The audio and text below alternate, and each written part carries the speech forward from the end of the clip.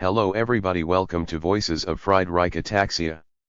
Our goal is to raise awareness and funds to cure Friedreich Ataxia.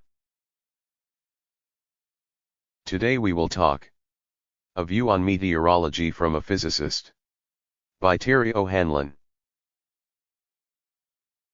Niels Bohr, a Danish physicist, is reputed to have said it's difficult to make predictions, especially about the future. He was one of the smartest men to ever have lived.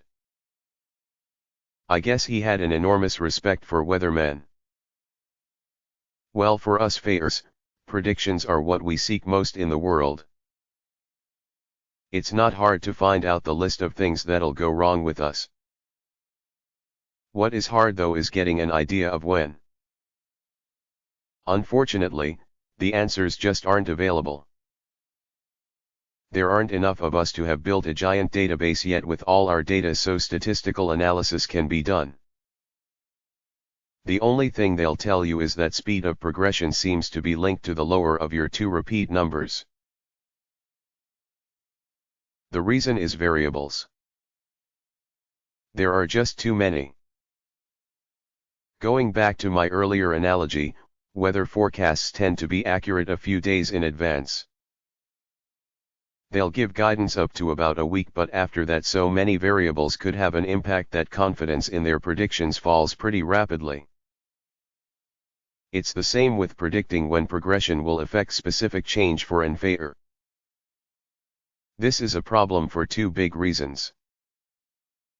The first, of course, is that when we ask what'll go wrong with me as my FA progresses and when are those things likely to happen, the answers we get are we can't be sure and we can't be sure.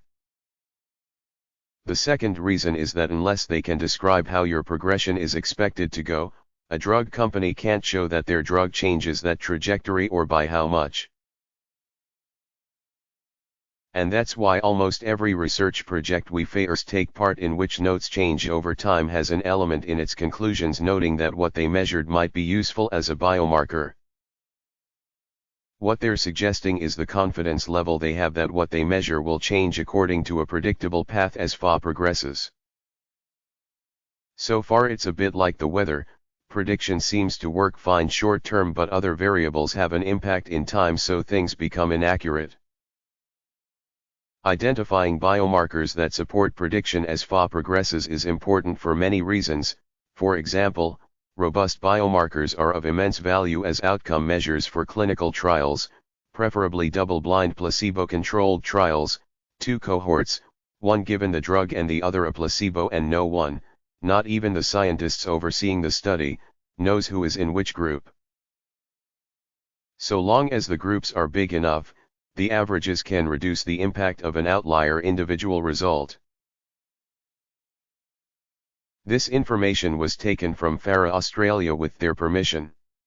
The link is provided in description.